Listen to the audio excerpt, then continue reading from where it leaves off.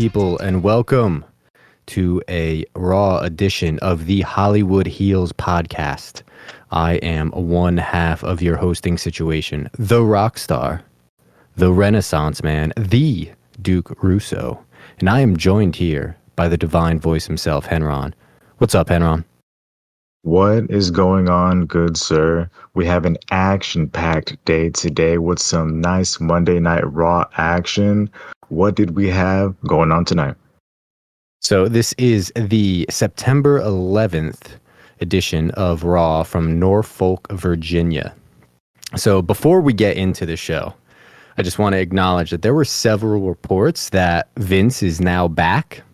And both he and Triple H made significant last-minute changes to the show's matches and segments. I'm not sure the extent of those. Take what you will from that.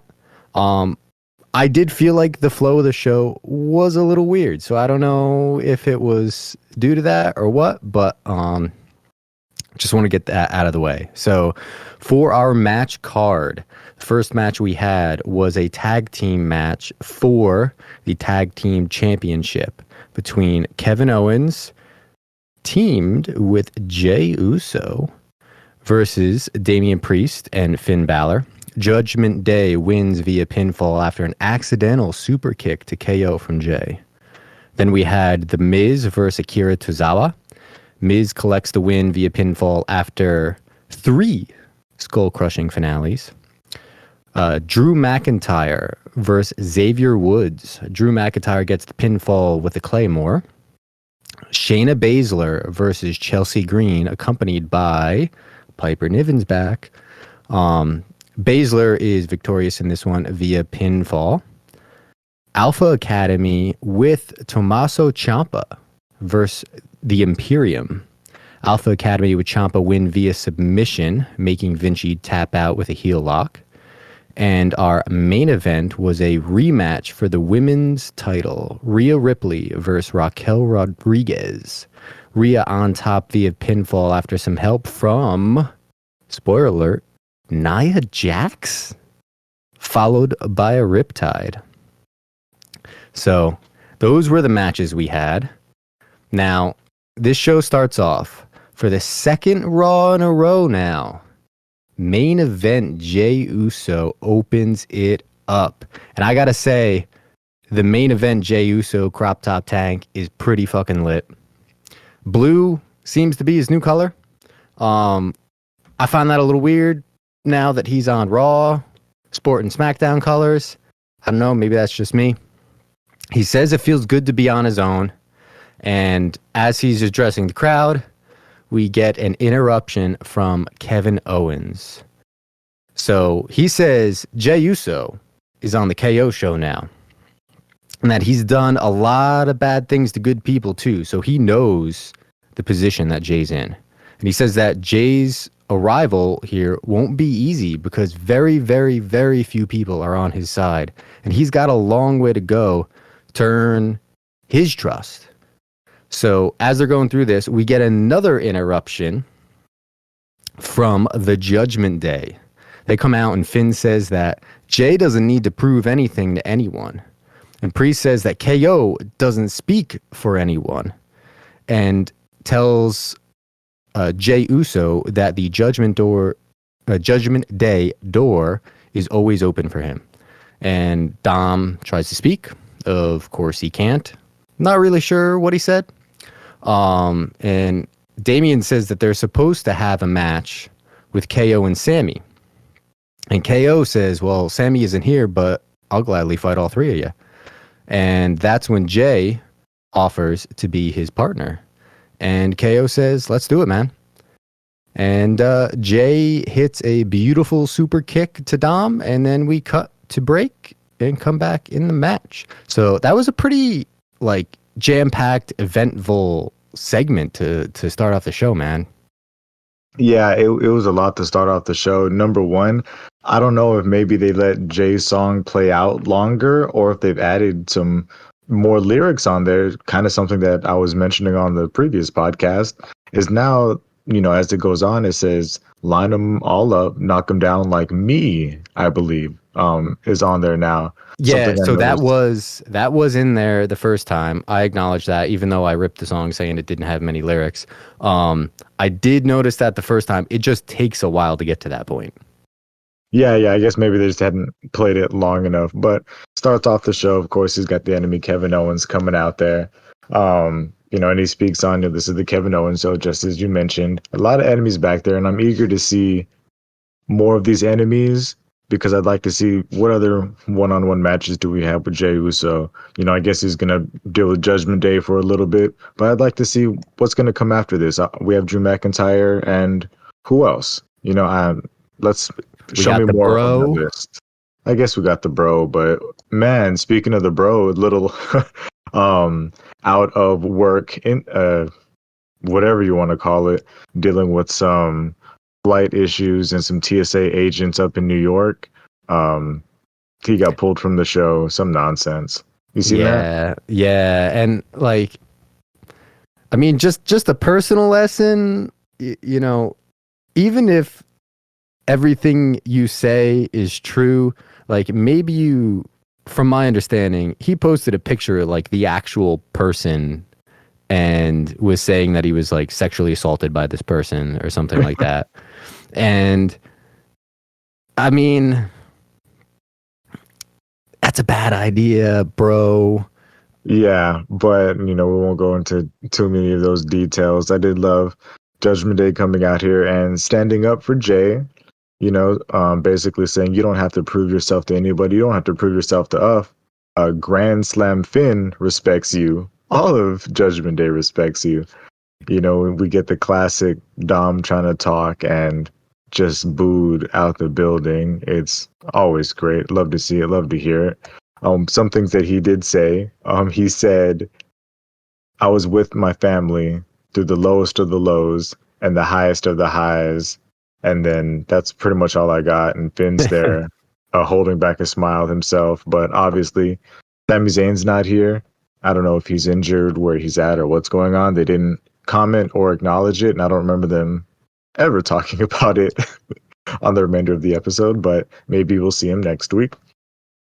But instead of a 3v1, Kevin thinks about it for a second and basically tells Jay, you know what? Let's go ahead and do it. And finger on the trigger, Jay just takes out Dom. Beautiful kick. Right before, a little melee before we actually get into that match.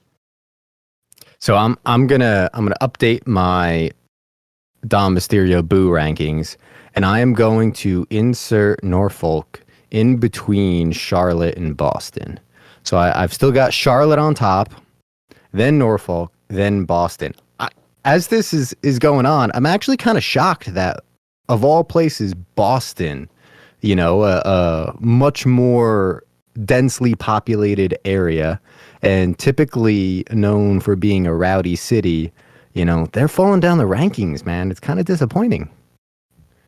My only assumption is maybe where he's mentioned the Boston TD Garden, maybe that arena was a little bit bigger than these other arenas in these other cities. That could be my only, saving grace for that city. Possibly, but I do think that they played in the basketball or they performed in the basketball arena in Charlotte, I think, as well. I think they were at the Hornets arena. I'd have to double check that. Now, as far as Virginia, I've been to Virginia once. I'm sure it's awesome that I've missed things there, but I can't comment on that arena. So as you said, we got into this match pretty quickly. Jey Uso, Kevin Owens versus Priest and Balor. So what do you got for this match, man? Yeah, so pretty much the match starts off, and Judgment Day is being very respectful to Jey. It starts off Damian Priest, Jey Uso.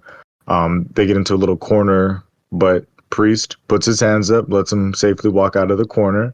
We finally get a tag between Priest and Finn. Finn gets him against the ropes and, again, doesn't hit him, but, kind of pump fakes him, makes him flinch. Jey gets upset, hits Finn before tagging in Kevin.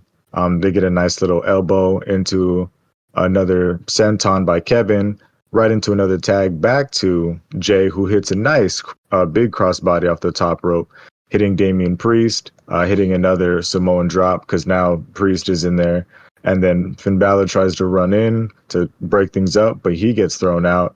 And then we get a nice over-the-top splash by Jay on Priest and Finn, who are sitting on the outside. Kevin is still standing there on the ropes. Mysterio comes behind and clips him in that knee that's been giving him issues before we get to a little commercial break. As we get back from that commercial break, Jey Uso, this is going to be something new in his repertoire that I assume he's going to be adding. He hits, this nice little swag smack into a right hand deal that he spits into his hand, kind of like The Rock used to do back in the day. And the crowd loved it. The crowd ate it up, and he took his time with it. And I think as time goes on, we're going to see him taking even more time. It's going to end up being like a 10-second move as he does a whole dance setup, and then the crowd pops before he hits this guy with one hand. But we get a nice little back and forth between Finn and Jay while they're in the ring. He tries to hit the Uso splash while he's sitting in the corner. Finn gets out. Finn's trying to set him up for the John Woo drop kick so he can hit the coup de grace. They reverse that as well. Jay hits a nasty pop-up neck breaker to Finn. Now Damian Priest is trying to get in, helping him out. As Damian Priest gets up on the apron, distracting Jay, Finn tries to sneak roll up. Jay kicks out. They both start heading up to the top rope. We get a nice little fight up there. As Finn falls down, Jay finally gets for the nice splash. He gets his knees up, gets hit that before we get the double tag, and now we have Priest and Owens jumping into the match. Owens gaining control, but he's got the bad knee. He tries to run, hit his cannonball. His knee gives out. Priest tries to hit the South of Heaven. We get a reversal before Kevin sits up top and hits a beautiful tornado DDT from the top. Priest does kick out at 2. They get back to fighting up top. We have Kevin sitting up top. Priest is getting after him before Priest tags in Finn, trying to get away from Kevin, get the freshman in. Finn hits a beautiful kick to the back of Kevin's head before Kevin catches him on the top rope, grabs his leg into a nasty twisting fisherman's buster from the top. Oh, man. I thought he was going to break him. I love a fisherman's buster from the top like that. It's great every single time. But at this point, Priest gets in there to save the day. Jay's back. We get a little melee between the 4 people. Priest is, he gets a good hit off on Jay, quote unquote, maybe disturbing his ability to be able to see clearly. And as Priest dodges one of Jay's hits, he kicks Kevin Owens in the face. Jay then gets taken out by Priest. Kevin Owens, who's dead on the ground after taking a super kick to the face, takes the coup de grace from Finn, and Judgment Day takes the victory. Obviously, not super surprising here. They ain't relinquishing the tag titles on a TV show. I mean, I think we all know that. But there were really nice moments. And to be honest, dude, I actually really like the pairing of Jay and KO from like an in-ring perspective, because to me they had all the big moments in this. I don't know what that punch thing is going to be called yet, if it's even going to have a name. The Uso slap, I don't know what you want to call it yet, but I loved it. The neck breaker from Jay to Finn was another highlight moment for me. The tornado DDT from KO was gorgeous. And then you mentioned it, that fisherman's buster from the top rope. I think for me, that was the moment of the match. I want to see that happen more. Can we make that happen more? Like, let's figure that out, man. Yeah, give KO some action. Great match. As we cut backstage, right before we cut backstage, we see Kevin kind of sitting on the edge of the apron, holding his neck as he's looking at Jay. Jay's looking apologetic, but Kevin just looks at him and limps away. And then we cut backstage and they're trying to talk. And 2 lines that I love backstage. Kevin says, Are you kidding me? You're bad. He says, you might as well go dye your hair purple, Oos. Yeah, that line. That was a good one. Told him to dye his hair purple and go join his new bloodline, the Judgment Day.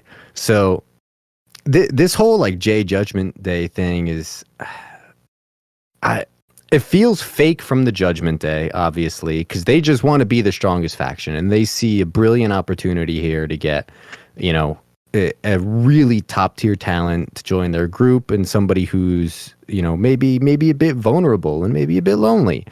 And then you got the people who like he's trying to be in with also just telling him to join the Judgment Day. So as much as like I don't want it to happen, I do love the Judgment Day, but like I love Jay being Jay, and it's just a weird thing going on that I hope it doesn't turn this way. And I don't think that it will, especially with them really trying to like build up his singles library and really push him as a face. And they're like setting up this awesome redemption story where he like really needs to just earn the trust and respect of the entire locker room, aside from the Judgment Day, basically. And I think he'll do it. So after this segment, we get a real quick clip of the Imperium arriving in a limousine, all decked out in suits for Gunther's ceremony. And then we go to break, and we come back from break with Miz versus Tozawa. So I guess this was a rematch from a few weeks ago that I also didn't feel like I needed, but what do you got for this match? Yeah, it wasn't much. It pretty much is just the Miz dominating the match in Miz fashion, not too much action going on. There was a beautiful moment when Tozawa was caught up hanging over the rope and Miz hit a code breaker, dropping double knees to the chest. Not something I don't think I've ever seen from the Miz, but he slid that in there, was great. He hit his little power up pose, had to drop the XC and charge up to Super Saiyan before hitting a skull crushing finale. And you thought it was over, but then he picks him up and he hits another one. And then you thought it was over, but he looks down at him with disgust, thinking back on the match that he lost to him because of one individual. And as he picks him up one more time, he spells it out, M-I-Z. Yeah.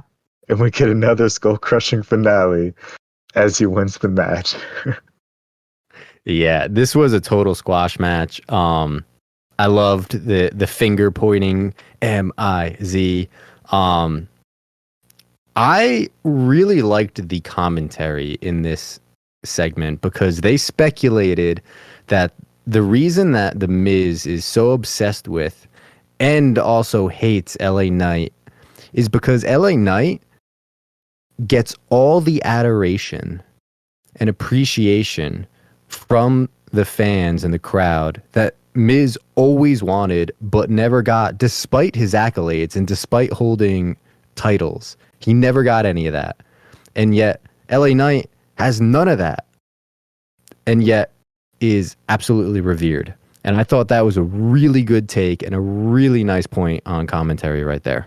Yeah, it was cute. They were commenting on him wrestling an invisible John Cena, but I'm just eager to see where's this going to go after this next week. I assume LA Knight's going to show up on Raw. Like, what are we going to do next week? I mean, we're probably going to get like an LA Knight match, and then they're going to do the same thing and talk about LA Knight and Miz, and they're just going to like trade until we get to Fastlane, and they're going to have another match or something. Oh, man. Yeah, I'm so excited. Yeah. Please give LA Knight somebody better, please. So we end up backstage with a Raquel interview. Raquel is saying that Rhea may be the most dominant woman possibly of all time, and that everybody's afraid of her and intimidated of her, but she's not everybody, and she's not afraid of her. And I don't know. I just don't find Raquel's promo super believable, personally. Um, but it was a lead-in to tonight's main event, I guess. So, what do you think? Yeah, I thought it was cute giving her, her Spanish line. She's like, yeah, she's dominant. She's the strongest. Everybody's scared of her. Pero not me.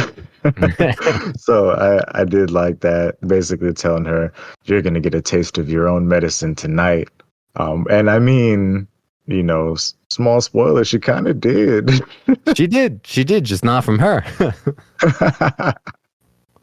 So this leads us into Gunther's IC ceremony, celebrating the fact that he is the longest reigning intercontinental champion of all time.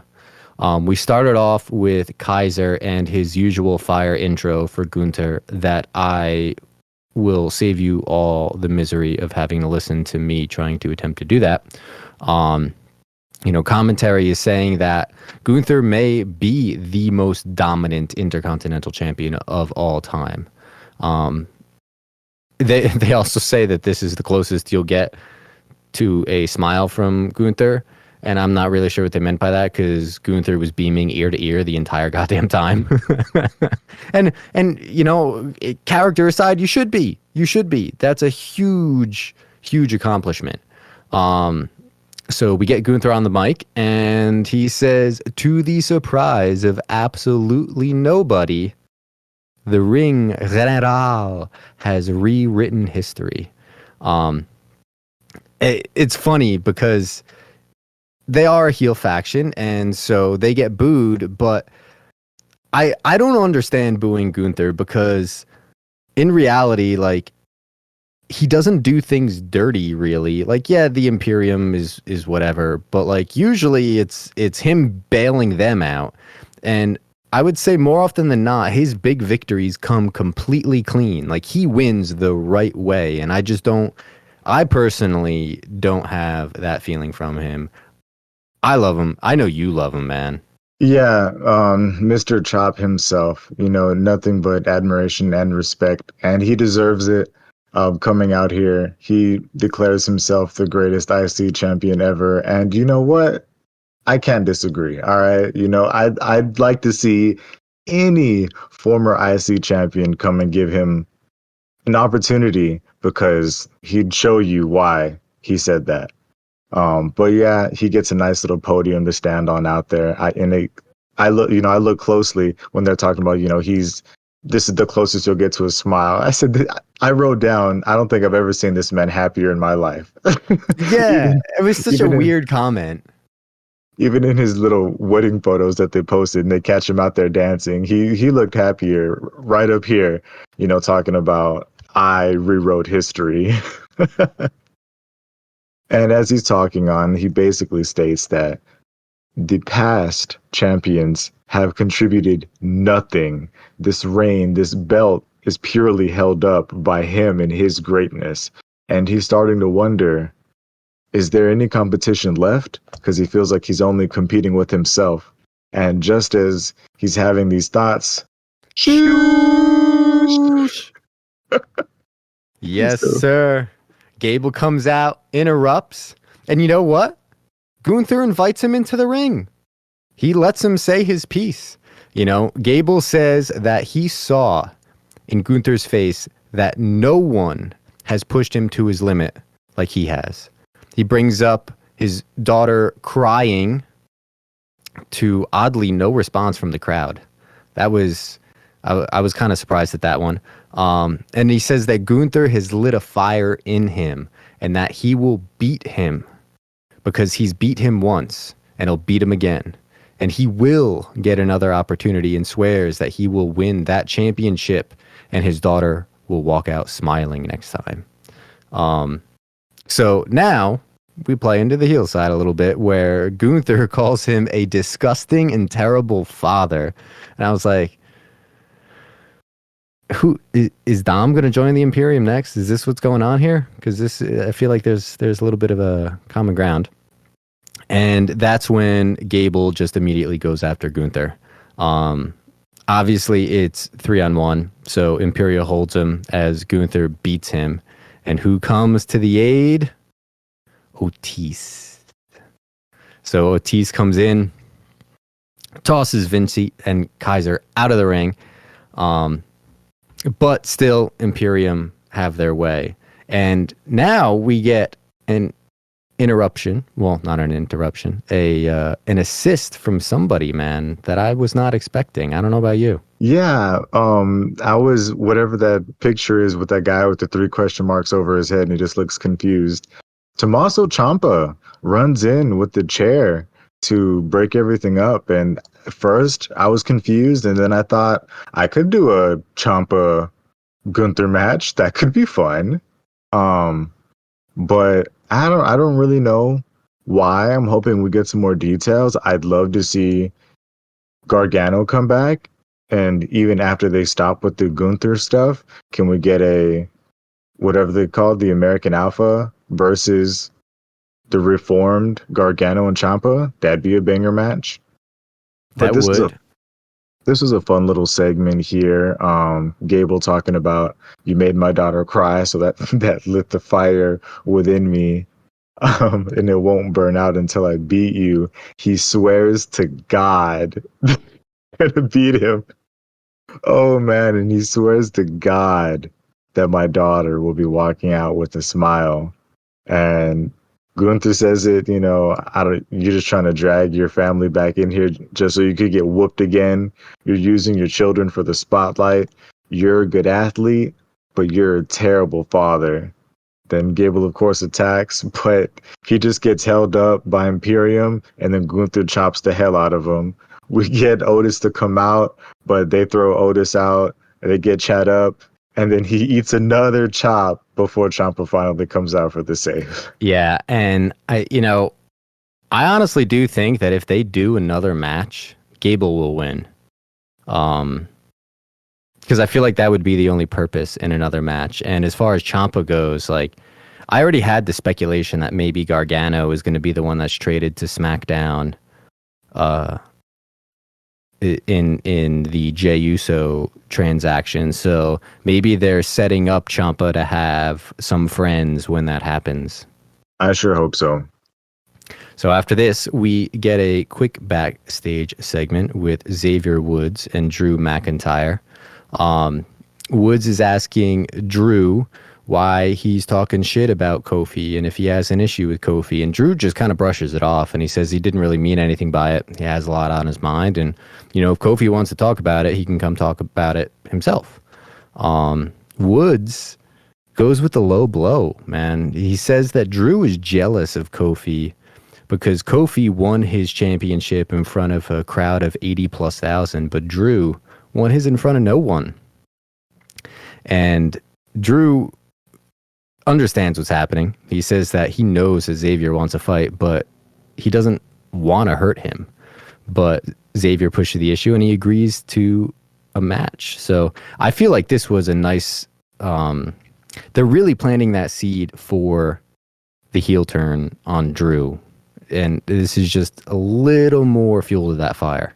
For sure. And I like how they're pushing on this heel turn by slowly egging him on, where it's almost justified when he finally snaps, because Woods was kind of poking at him a little bit, like, oh, you're just jealous, me jealous, I'm the last person to be jealous, is what he's thinking. And I thought it was cute that they mentioned Kofi winning in front of a crowd of 82,000 was the number, which is just slightly higher than 81,035. And I just thought that was somewhat, a little hint. Dude, I thought the same thing, but he also didn't use the word paid ticket entries. So there's a little gray area there. But I agree, like, they're planting the seed for Drew to, like, look at himself and be like, fuck it, yeah, man, I want a championship in front of all these people. Like, I deserve that. And I think that, whether he gets it or not will be seen, but he's going to get his opportunity, and they're going to push him for that for sure. 100%. And I'm eager to see it. Hopefully, it eventually leads to him holding a singles belt, a good one as well. He will. I have faith. So we come back and we are headed into the match between Xavier Woods and Drew McIntyre. How'd you feel about this one? This was a good little match here. Drew came out with the sword of death. You know, I don't know how you can turn heel and have a sword and not just murder people. I don't know. Maybe that's not the character, but to start off the match, Woods was using his speed and agility, coming off real quick, you know, trying to take over early on, but caught a nice Glasgow kiss, a nice headbutt to slow things and turn things around. Drew was basically deadlifting him off the ground into, I can't even call it a suplex because he didn't follow through. He just chunked the guy across the ring, you know, hit him with a fat chop. You know, Woods tries to use his speed again, eats another clothesline, and Drew's going to slow it right back down. We get a nice little part where Drew gets thrown out of the ring. Woods hits a drop kick, runs back through the ropes, and tries to hit him with a dive, but gets caught and, you know, just gets tossed over the announce table with no abandon. We get a little commercial break, and then when we come back, we have Drew on the top rope, knocking down some punches on Xavier's head. Xavier kind of climbs on him, looks like he wants to do a Samoan drop, but eventually we get a sunset flip into a power bomb by Xavier. Woods right back up to the top to hit a nice leg drop off the top rope. Drew does kick out. He hits him with the fat clothesline before hitting two giant belly-to-belly suplexes, almost throwing him completely across the ring. Hits him with the fat neck breaker. Kip ups right back to his feet. We get a 3-2-1 into the countdown kick, which Woods caught right before he could hit the Claymore. Woods hits him with the super kick right in the middle of the ring. Drew does kick out of that. We get a little bit of a mix up. You know, he's trying to hit the reverse Alabama slam. Woods tries to roll him up. You know, there's a little bit of back and forth there. Woods starts getting a big flurry of moves, just giving him everything that he has until they start going back and forth across the ropes. He tries to, you know, catch him by gaining some more speed, and out of nowhere, seemingly, Drew hits the Claymore, and it's just done like that. That was a nice Claymore that he hit at the end. He caught him real good in the head. Like, that's gotta hurt the next morning. And it kind of came out of nowhere. Like, it surprised me a little bit. I liked it better without the countdown. Yeah, I'm not a big fan of the countdown. You know, Drew's kind of cheeky. He started smiling when he was first doing the countdown, and he got caught for it. So maybe now that he's going into being a heel, he's going to stop playing into the crowd because he's being more vicious. He just needs to hit it and put him down. So maybe we're going to see the countdown gone as, you know, this heel turn ensues. Yeah, he did show a little reservation, though. You know, he's walking out of the ring and he's saying it didn't have to be this way. So I can sense this whole vibe of like, you guys made me into this. I didn't want to be this, but you guys made me into this type of vibe for the heel turn. 100%. 100%.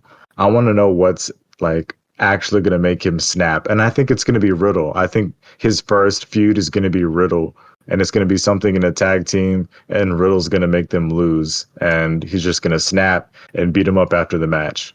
That's my guess. I'd say that's pretty likely. I deep down, I would actually kind of love that. I hate to say it. Or, I mean, who knows? Maybe Riddle doesn't come back. There's that. Yeah, I forgot about that. So, so after this match, we get a quick little shot of Rhea preparing, taping herself up, and we go into a promo. Cody Rhodes, the American Nightmare, comes out, and he says, "Let's talk about main event Jey Uso." But before they can even talk about anything, they get interrupted by Dominic Mysterio and JD McDonough. And I thought it was very interesting that JD was accompanying somebody in the Judgment Day who was not Finn Balor. The crowd was a little too slow with the boos on this one. Dom comes out and says, Cody, I'll tell you what I want to talk about.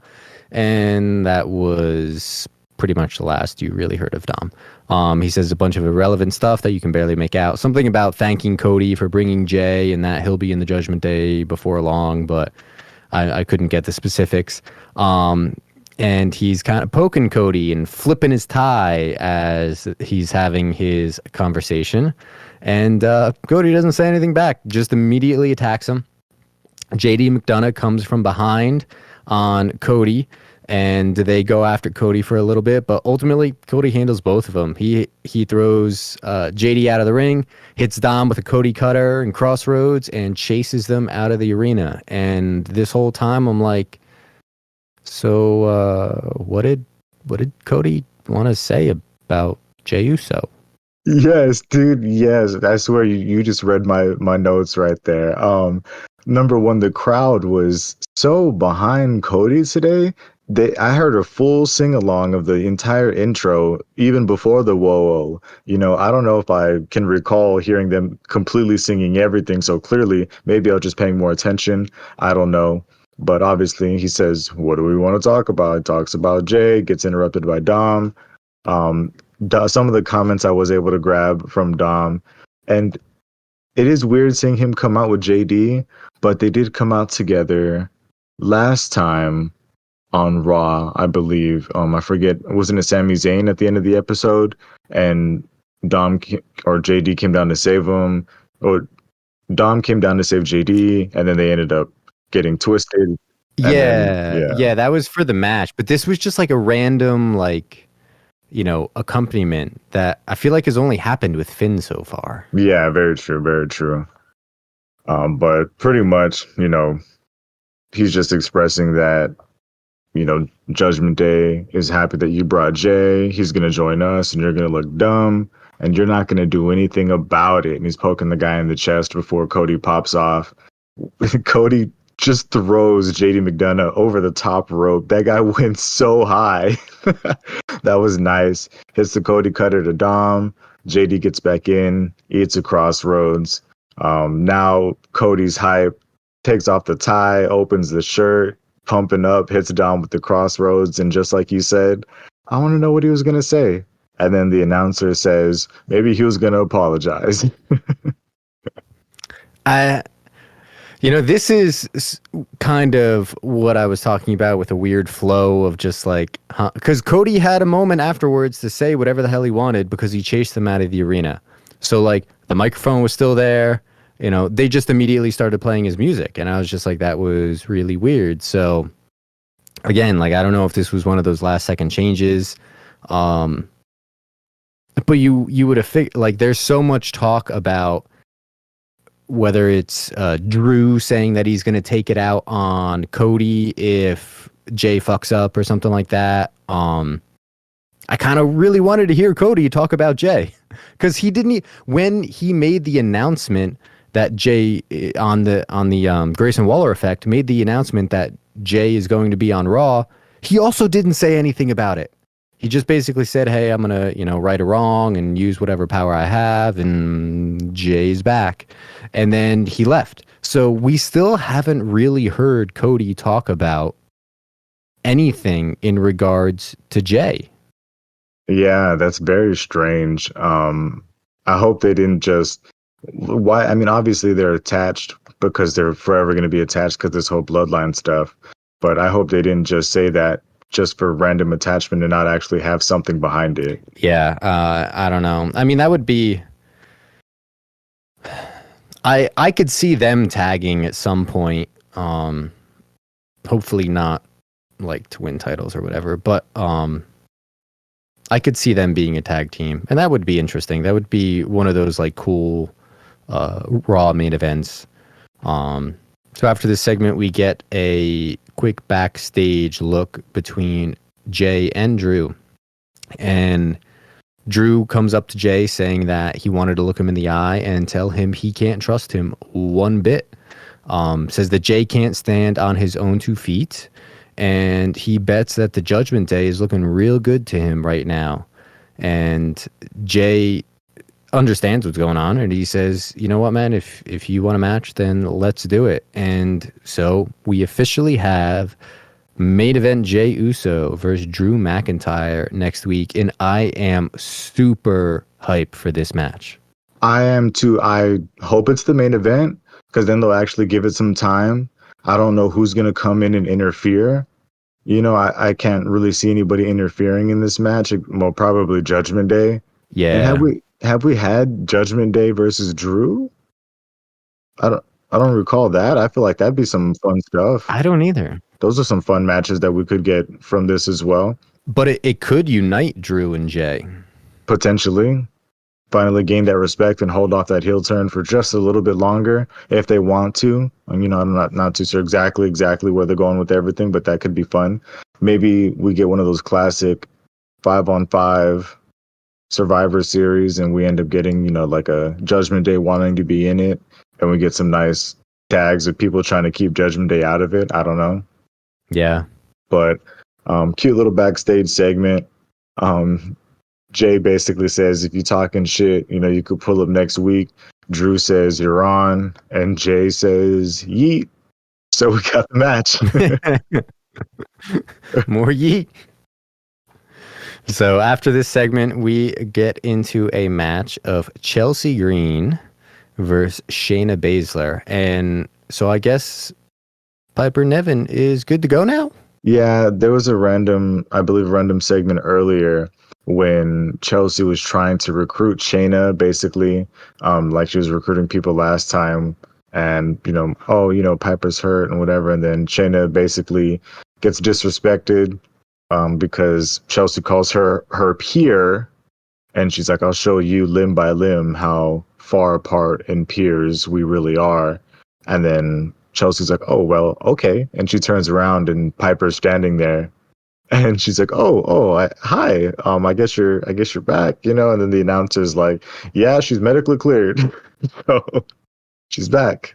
Yeah, we get that tag team back, and I don't know, it could be some interesting implications. I felt, I'll let you go through the match, but I felt like this was a very clear indication of where the tag team championship is going next. Yeah, it's pretty much just, it starts off, with Piper Niven basically on the apron and Shayna talking shit. She hits a big back suplex to kind of get going in the match, get Chelsea down. And then she does this thing where she wipes the water out of her hair and kind of flings it at Piper. So they're really, amping that up because, we're going to get that next. We get a little armbar action, a bunch of submission stuff as Piper pulls out Chelsea, which shouldn't that be a disqualification? I don't know. Then, we get Shayna over there dealing with Piper and they're talking to each other on the outside. Shayna gets in her face, pushes her, says, stay out of my business. Gets back in the ring. Chelsea tries to hit the sneak roll up, but she kicks out at 2. She then gets her up into her shoulders and hits what's formerly known as the Piper's Pit, which was Ronda Rousey's finisher, the little judo throw over the shoulder deal. And I'm sorry, what the hell did they call it? Michael Cole said it was the Exterminatus. Okay, I thought that was an Exterminatus. I was like, what? Is that some type of gaming reference from the game she likes to play? What is that? I have absolutely no idea. I was confused because they called it something, and then obviously we all knew it as the Piper's Pit. But I do like her paying homage to her real life friendship with Ronda. Yeah, that's nice. And I think it's coming from Warhammer. She's a big Warhammer fan, so I see some stuff. Yeah. Gotcha. I don't know, but that would explain it. But yeah, pretty much we get that. Piper then, hops in there, starts beating down Shayna, who then gets saved by Zoe Stark. Zoe Stark comes out, hits a fat kick to Piper Niven in the head. Shayna turns around and just knees Chelsea in the face hard as shit. And then there's a nice little three-way stare down before Piper Niven backs out of the ring, knowing that she can't take him on right now. So it looks like we'll probably be getting some tag team action, some one-on-one action. I'd love to see a couple one-on-one matches leading up to a tag team title where Stark and Baszler take the titles. Yeah, I really feel like that's where this is going. And I think that they're way more fit to be tag team champions than Chelsea Green and Piper. I think that actually Zoe Stark wins Super Kick of the Night because that was a fat super kick, and I really enjoyed it. Yeah, it was a cute little segment. But we'll see where else that goes. Hopefully they show us some more competition in the women's division or the tag team women's division specifically, because we've literally not seen any other team lately aside from one team who hasn't formed yet and one team who's not, long for these titles. Yeah. After this, we get a Shinsuke Nakamura promo. I really liked this one. This was a good one. It was in Japanese again, but this time with subtitles. So he asks Seth if he feels like he's a champion. And he says that Seth is not honorable and wonders if the crowd would sing his song if they remembered everything that Seth has done, all the people that he's betrayed to get to the top. He calls him a manipulator, a deceiver, and a liar, and tells him that he brings shame on his family.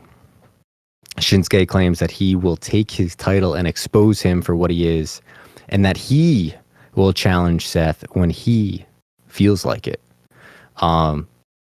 Again, I love these villain promos with Shinsuke. Yeah, Samurai Shin. He's just sitting there in his, I don't know exactly the formal name for the kimono or the robes that he's wearing with his sword. He just looks like somebody, and thank you so much for the subtitles because I'm glad we can actually see the shit that he was talking. Do you feel like a champion? Your terrible past, showing the highlights of all the bad things that he's done in the history that he's been here. Like people forget, we can never forget what you've done, Seth. And, the backs that you've stabbed climbing your way to the top. He brings shame upon his family. He has no remorse, and Shinsuke is going to strip him and expose the lies that he stands on. His words mean nothing to Shinsuke Nakamura, who is just waiting until whenever he wants so that he can challenge for that title once again. He's got Seth in his hands. Yeah, and it's just more the same of, Shinsuke wants to be in control of this whole situation. He wants to be the one to say when the match is, how the match will be, and eventually he'll get it. Seth, I think, will continue his rampage of wanting the match, and Shinsuke's just going to sit there and wait. And when he feels like he has the upper hand, because that's what it is, he's afraid of Seth. Let's be real here. He just got beat by Seth, so he's afraid of Seth, whether he wants to admit it or not, because he wouldn't be doing this if he wasn't. So after this, we get into Seth freaking Rollins finally coming out to address his crowd on his show, Monday Night Rollins. So Seth comes out and he says that he is everything that that Shinsuke says he is. But he says he's also a father, a fighter, and your world heavyweight champion. He claims that for a long time he didn't know who he was and he was trying to just figure it out. He brings up the Authority and says that didn't work out. He became a messiah. That didn't really work out either. And then he finally figured out what we, the crowd, have always wanted him to be. And that was himself. And that's who he is now. And that's why we love him. The crowd loves him because he's simply Seth freaking Rollins. And he says that the love from the crowd is the reason that he can go home and look his daughter in the eye and be at peace with everything he's done in the past and be proud of what's to come in his future. Management wants to slow him down, and he says he ain't built that way. He was born to be a workhorse. And he tries to challenge Shinsuke, and he calls him out again, asks him to come out. Shinsuke's music comes on, but he's nowhere to be found. He doesn't come out. And that's when we get a cut to video of backstage, Shinsuke attacking Ricochet, brutalizing Ricochet backstage. And he says that he will take Seth's title, but not today. Yeah, Seth came out rocking the blue. Nice blue. I like this outfit that he had going on here today. A little furry vibe going on. You know, I enjoyed that. They sang a song through the commercial break. When they came back from the commercial break, the announcer was like, 4 minutes, they're still singing. So I love the small things that they slide in there. He gave a nice little speech acknowledging everything that Shinsuke said and said, basically, you know, I've been all of that. I am all that. But it is who I am today is why the people love me. You know, but as we know, Seth, he didn't come here to talk. He came to fight. You know, so calls out Shin, and Shin backstage got caught with the Rico. You know, he's backstage just beating up Ricochet and, you know, is putting in the hurt on him, letting Seth know that I'll take your title, but not tonight. And Seth is just sad and mad, and all he can do is pout. Yeah, and I don't know why this reminds me of this, and some of you may know what I'm talking about, and some of you may not know what I'm talking about, but this whole Seth Shinsuke thing, I swear to God, they are pulling from Logan Paul, Dylan Dennis right now. I've not kept up with the two of them that much. I saw like a random clip where the Dylan Dennis, whatever his name is, Dylan Dennis, was like stuttering, and then Jake Paul or Logan Paul was like talking shit, and then some other thing, but I don't. That was heavily edited in Logan Paul's favor, and eventually they posted the whole thing, and it very different. A couple days later.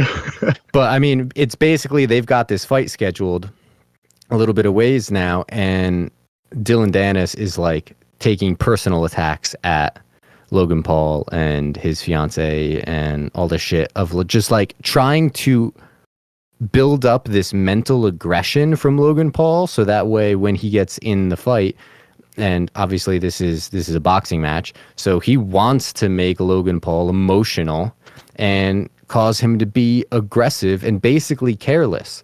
And I feel like that's exactly what Shinsuke is trying to do to Seth. He's trying to get in his head and get him to the point where he's careless.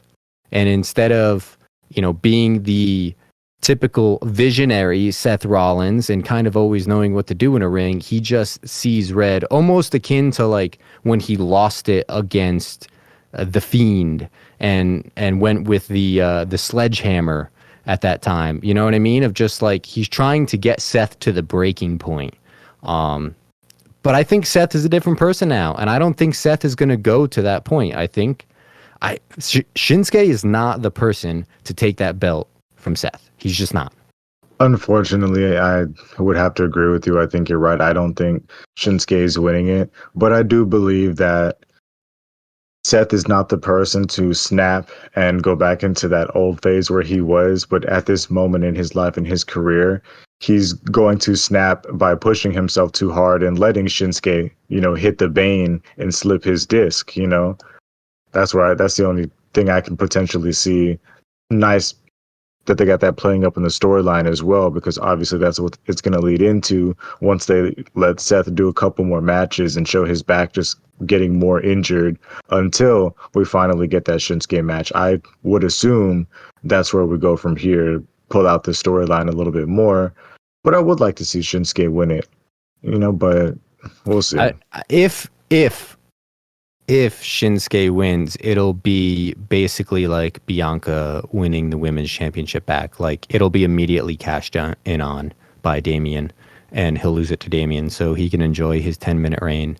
I think like a long-term plan, I really do think that Gable, if they get another match with Gunther, Gable will beat Gunther and Gunther will be beltless, and then he'll set his sights on the World Heavyweight Championship and that's the belt that belongs on that man in reality. 100%. And Gunther is the man that let's keep beating Seth down until, you get somebody that's going to exploit all those weaknesses. He's going to powerbomb him on that back. He's going to chop him in the back, isn't he? He's going to give him a spanking. Ooh, sign me up. Sign me up. So after this, we get a quick little Finn and Jey Uso segment. So, Finn comes up to Jey. He's acting all buddy-buddy. He says, hey, we're both professionals. What happens in the ring stays in the ring. And he says that he's noticed that Drew McIntyre is not a fan of Jey's, but he's a fan. Finn's a fan. Grand Slam, Finn's a fan. And he says, you know who else is a fan? Damien's a fan. Dom's a fan. Mommy's a fan. And really? Extends... dude, I wish Mommy was a fan of me. But he extends the Judgment Day offer once again. And Jey doesn't respond. He doesn't even, at least to me, maybe this is hopeful, wishful thinking. He honestly doesn't even look like it's grinding a gear in his head. Like he ain't even thinking about it. It's like, okay, you done talking, dude. So I can get on with my life. Yeah, he's not acknowledging this shit for 1 second. I do love that Finn's like, hey, I get it. We're professionals, and what happens in the ring stays in the ring. And he's like, I saw what you did there. Very nice. And he starts winking at him. I thought that was cute by Finn. And I love the cute little part when Finn is like, we cared, Priest cares, Dom cares. And he doesn't, Jey doesn't really react to that until he says, Mommy's a fan. He's like, really? So I did love that in there. But continuing to open those doors, I feel like, obviously Judgment Day just is trying to keep their list of enemies and strong enemies short. I do find it interesting, especially with what happened with SmackDown, of them aiding the Bloodline, and yet they're trying to recruit Jey. That's a interesting kind of double entendre for them right now of those are conflicting actions to me. Yeah, I'm eager to see how they spin that, because I assume they're going to say something along the lines like, we care about you, we just want to help you and your family, we'll help all of you, we know that's your family, we couldn't let anything happen to them. I know you still got love for your family, because maybe they're still trying to get him, quote unquote, on the bad side, which would try to still gain favor with the Bloodline to maybe keep them as friends so they don't challenge him for the titles, because they are a legitimate threat. But then you'd probably want to keep the Usos separate. So I don't know, because I feel like that's your biggest threat to those titles. Either that, or they want to lower Bloodline's guard. Because, I was really thinking about it the past couple of days of, do we need a faction to take out a faction?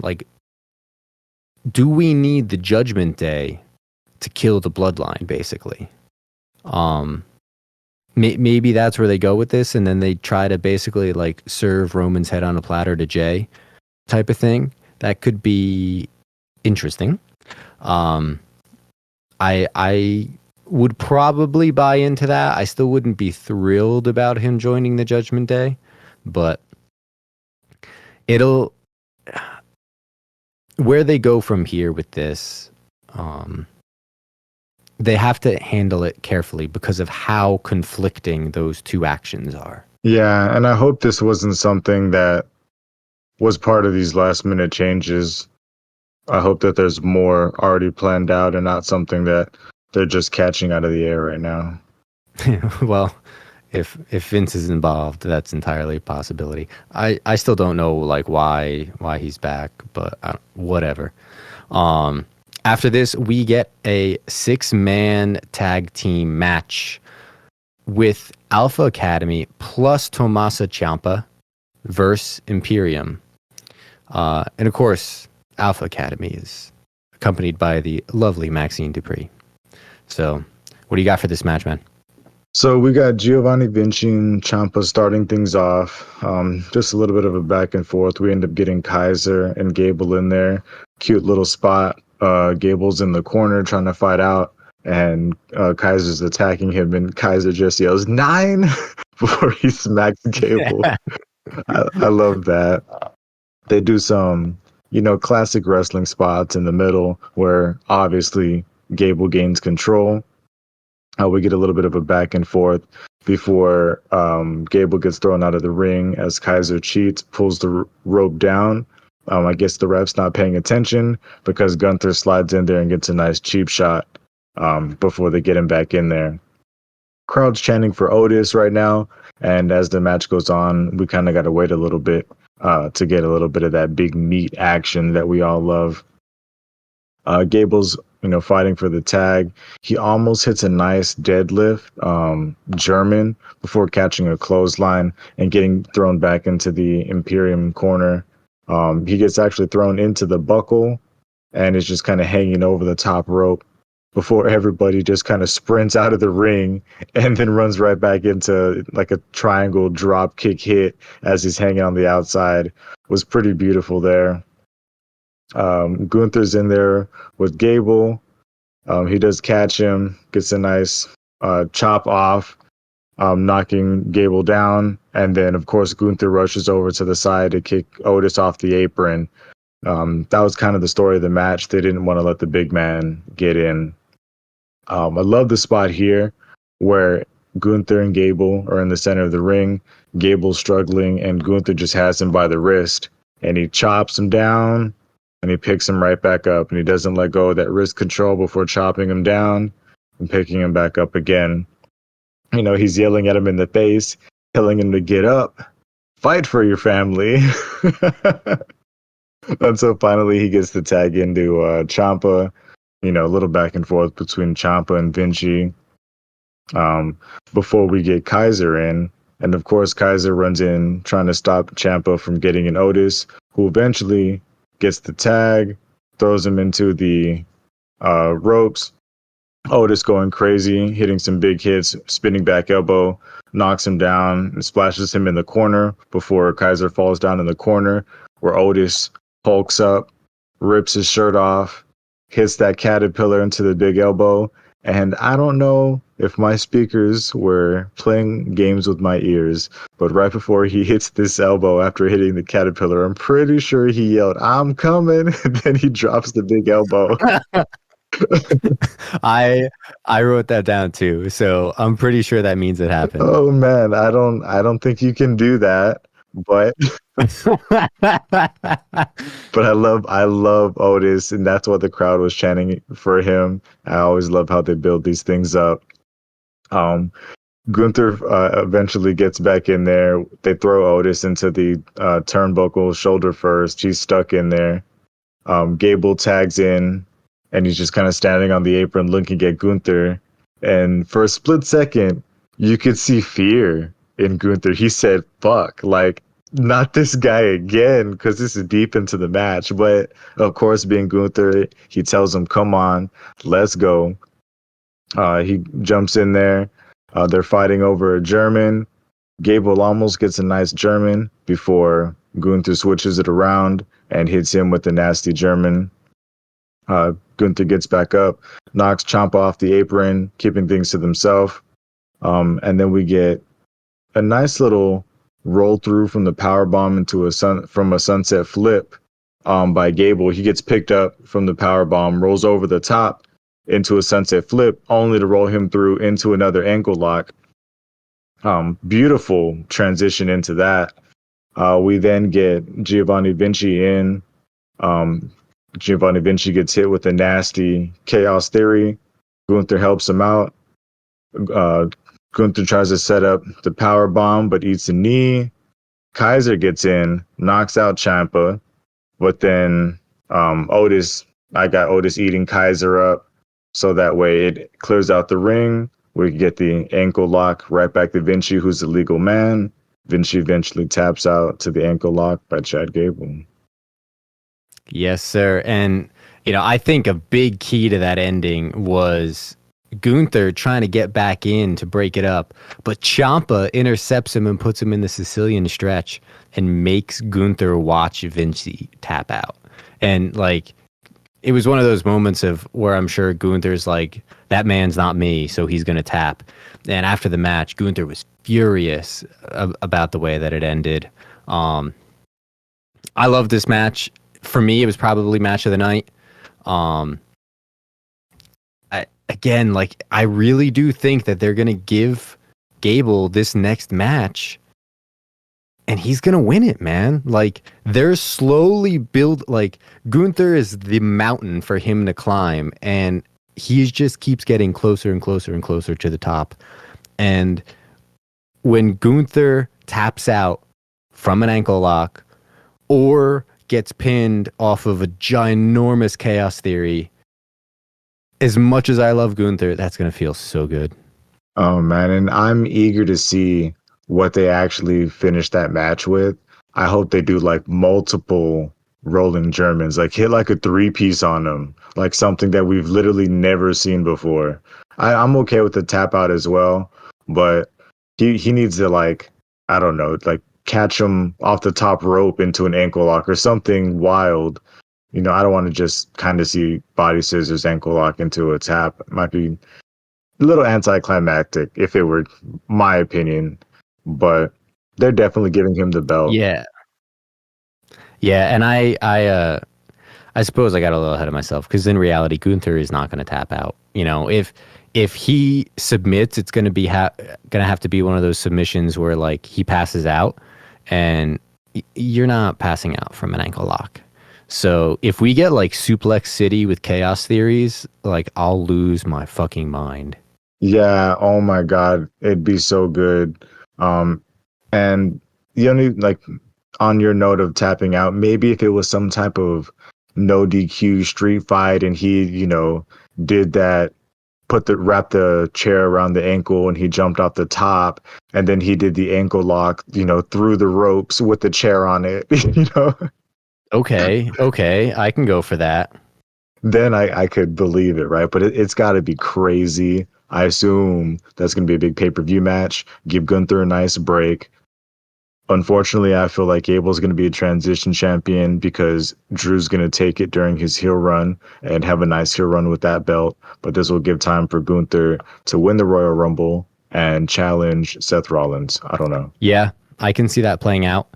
And we have enough filler for that. You know, like when we were talking about the Cody Romans thing about WrestleMania, like there's enough filler for Gunther between Ciampa and like all of the Alpha Academy, and you know, I'd love to see a rehash of the whole Drew, Gunther, Sheamus, all that. I mean, that's another person that needs to get the IC on him is Sheamus.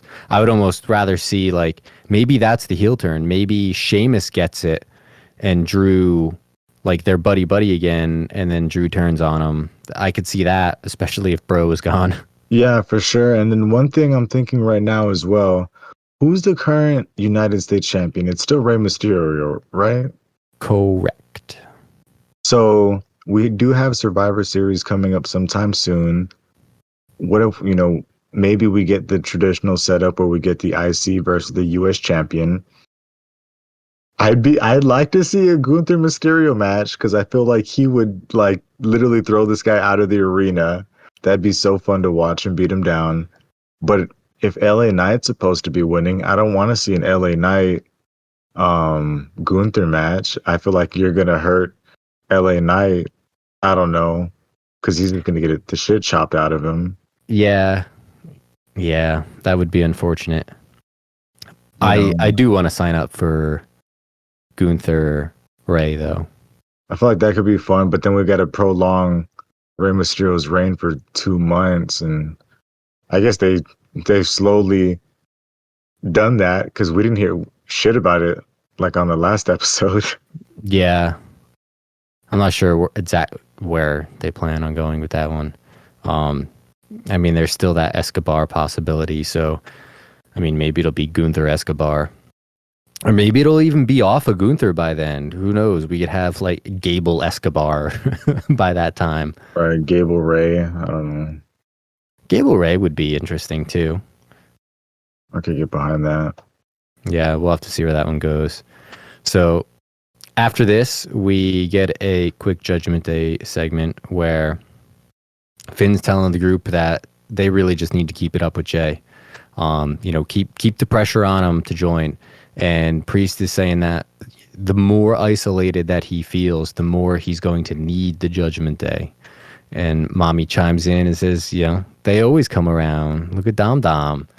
So they are really hell-bent on getting Jay in, man.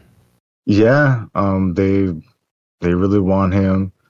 Best line here. Mommy says, "You handle Jay business. I'm gonna handle mommy business because mommy's always on top." So Damn right she is. So we get Leader. a quick announcement from commentary saying that we're gonna get a Shinsuke Ricochet rematch next week. I hope Ricochet comes out on top on this one, but he's probably not I don't think so. Yeah. Yeah. So maybe we'll actually get a real match this time instead of Shinsuke taking a chair 3 minutes into the match. But yeah, we get a quick cut to Tiff, who is bitching at Adam Pearce, saying that she's not respected enough and the red carpet is not rolled out enough for her. And Becky comes on in. So Tiffany is kind of like backpedaling a little bit here, and she's asking Becky why is she coming for her. And Becky's saying that she hasn't even paid attention to what she's been doing, didn't even think of her until Tiff brought her into this. She showed up on her show. She showed up with the title to gain popularity. She showed up during her matches. So she essentially left no choice for Becky but to address this. And she compliments Tiff. She says that she's as athletic as an Olympian, but she's also dumb as a box of rocks. And that in reality, she's only concerned with being famous. And she'll make her famous when she takes the title from her. Tiffany says that she's already famous without her. They sign the contract and we move on. Yeah, I don't have much to add here. It was a cute little segment. I like how Tiffany's like, "Why me?" and Becky's like, "Pretty much if you kept your damn mouth shut, you wouldn't be in the situation. But since you ran your mouth, I'm gonna take your shit." So I'm eager to see that match. Fuck around and find out. Like just like that graph, the more you fuck around, the more you'll find out. Yeah, and she picked the wrong person because, the more Becky's thinking about this, the more she's like, you know what? I actually would really like that title. That's something I never had before. Exactly. And now we get to our main event. We get a rematch between Raquel Rodriguez and Rhea Ripley for the Women's Championship with a condition that Dom Dom is barred from ringside.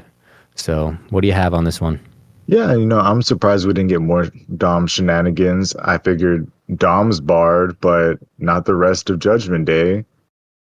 So especially since we didn't really see Finn or Priest from earlier, so I was kind of expecting to see something there, but whatever.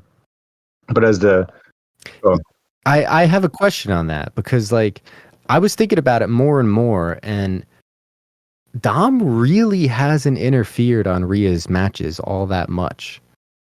Yes, the last one with Raquel, but you think back to the bigger matches that she's had and think back to first Charlotte and whatnot. She's never needed Dom's help. So I was confused on why that was such a big deal because Rhea's just gonna beat her ass anyway. yeah, I love how Raquel, she's now is the time. Now it's gonna be fair.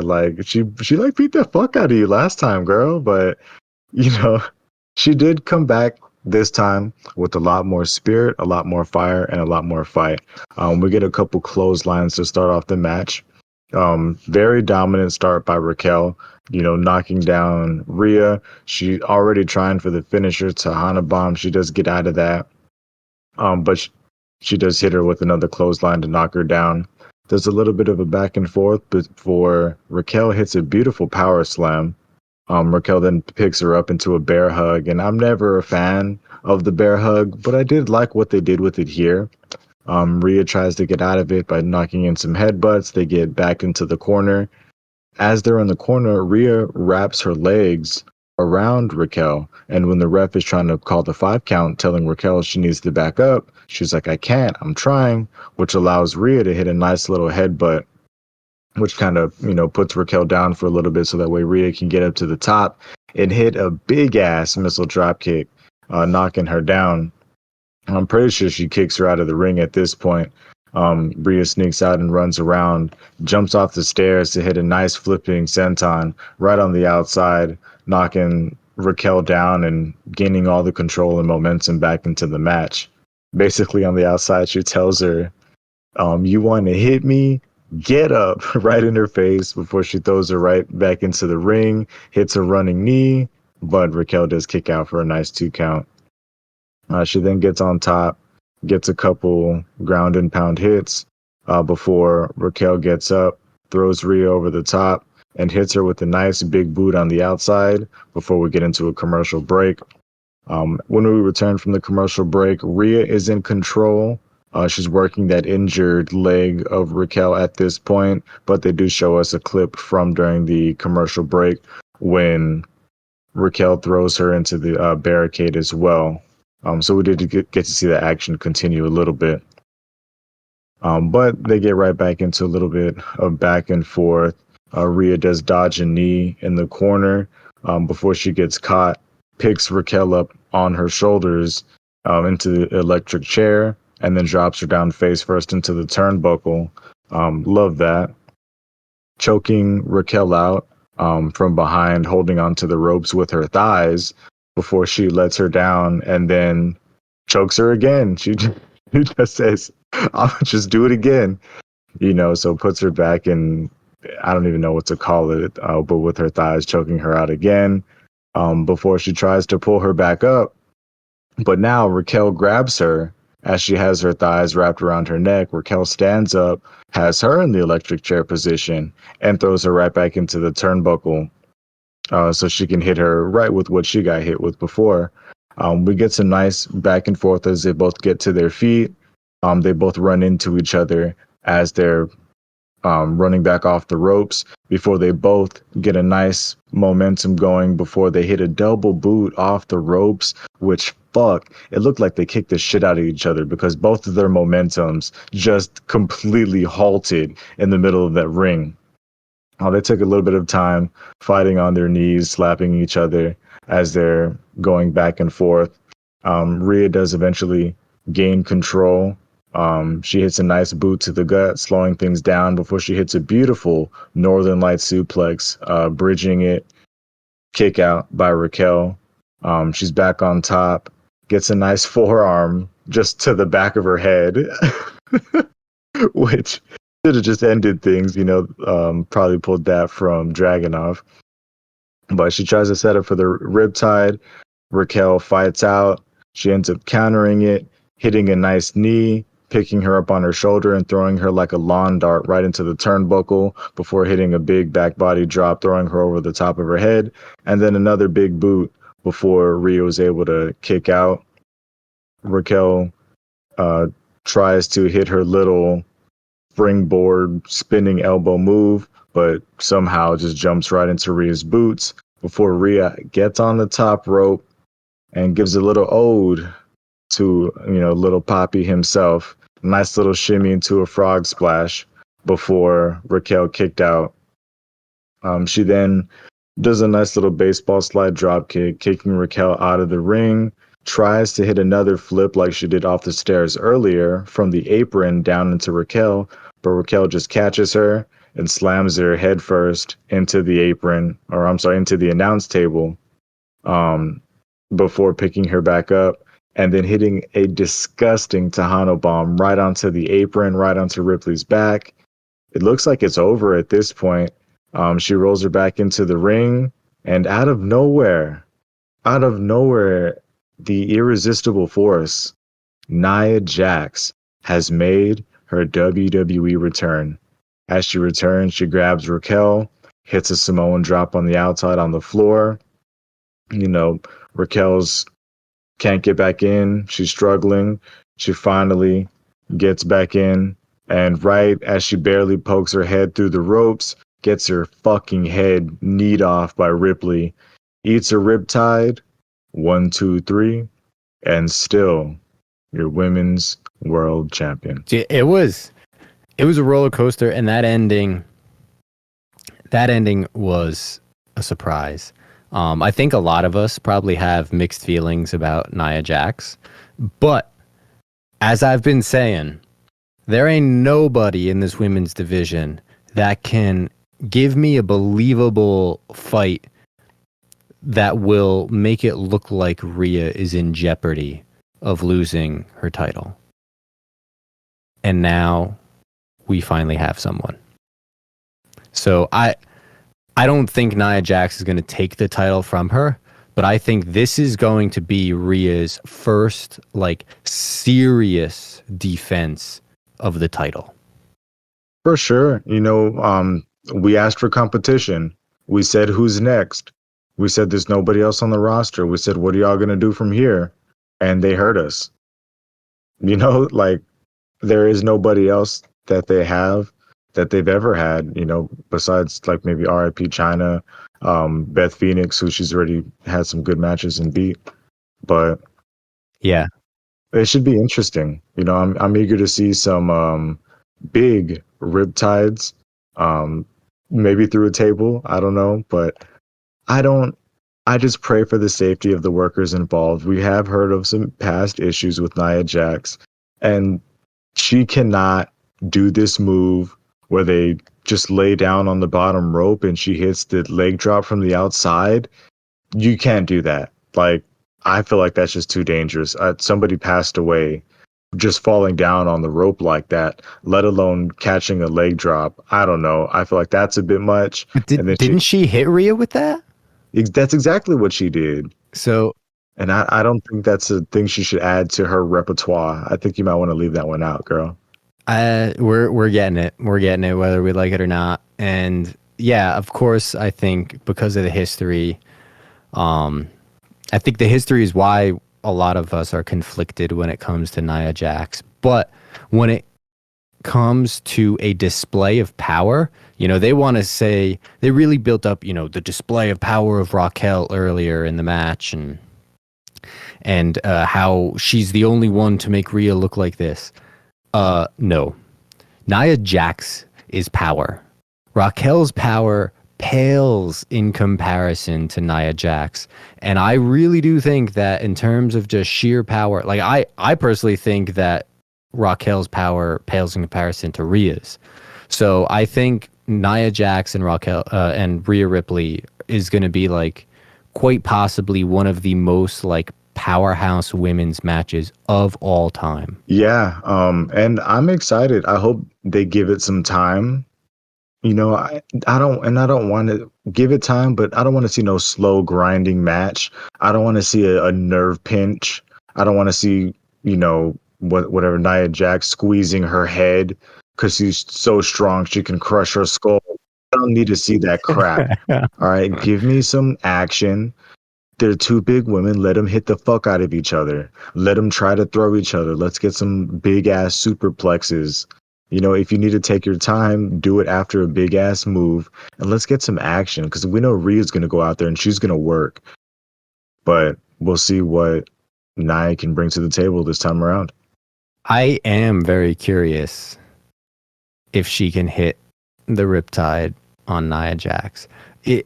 I of course want to say yes she can, but like the more that I think about it, and the more that I think about the mass of Nia Jax, the more I'm like, I don't know, man. Like that's gonna be the biggest riptide of her life. And I'm waiting for it. And I want to see it through a table. I want to see it off the second rope.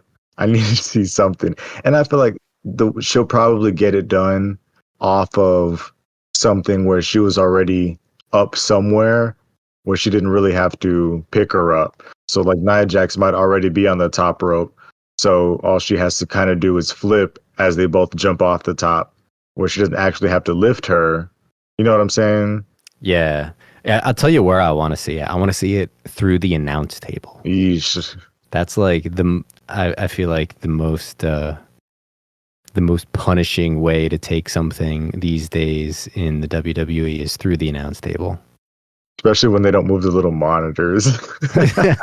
There have been so many times I've seen people eat shit on the announce table, and I'm like, even if that didn't hurt from like the move standpoint, like, dude, those guys didn't move their pencils out of the way, man. Like, Yeah, man, there was a little stint. I want to say it was 2017, Randy Orton on SmackDown, and Jinder Mahal was fighting to be champion, and he had the Singh brothers, and with reckless abandon, Randy Orton was just chunking these guys on the announce table, and they were over rotating. No screens, no monitors were moved out of the way. Look those clips up, man. It's gross. oh, that's got to be some painful shit, dude. So overall, I know I said that it was kind of a weird flow because of the last minute changes, but from match content, I felt like this was a really strong Raw. Yeah, like, and I was thinking at the end of the show, like, what was my match of the night? I was like, man, like, I really wanted to give it up to the women's match. I did like the ending because it did give us some insight on where we were going with this title reign and what we can see in the future, which I'm eager to see what happens. You know, I can't lie about that. But I can't say that the ending really juiced me up. I felt I was a lot more excited and juiced up during the 6-man tag. That was very exciting. A lot of emotion in that match as well. So I'd have to give that my match of the night. Great show. They've been on a streak of really good shows. So let's hope it's, keeps up as we move into next week. Yeah. And, just to comment on what you said, the only thing that I did not like about the women's match ending was I felt like Rhea should have beat Raquel and then Nia Jax comes in to ambush Rhea, because this left the door open for more Rhea Raquel. And if you've been listening to us, I don't think either of us want that. I would have liked to have, put the nail in that coffin and then Jax ambush Rhea, so that way we have closure on the Rhea Raquel saga. Yeah, because Raquel would have won if she rolled into the ring. So we do got to deal with that. And she's going to complain about, oh, I almost won. And then we're going to get a Raquel. But maybe when we get the Raquel-Nia match and Nia puts her down, she's just going to fall to the wayside for a little bit because she lost. Hopefully, we just kind of forget that she almost won. Well, and, I guess another possibility would be that I don't think that we're going to get Nia Jax Rhea on a TV match. I think that's going to be a PLE match. But what we will get on a TV match is Nia Jax Raquel. For sure. I feel like that's probably 2 weeks away. The next pay-per-view is probably where we'll get the title match. I guess we'll probably just get a segment next week with Nia Jax. Why? What brought you back? Why did you attack Raquel like that? Because I'm the baddest bitch around here. You know what I'm saying? So should be some quality content. 100%. 100%. That's the promo we're getting. So yeah, they announced some of the matches for next week during the show, so we have an idea of some of them, and then hopefully we'll get a couple interesting last minute additions. So looking ahead, we have NXT coming up.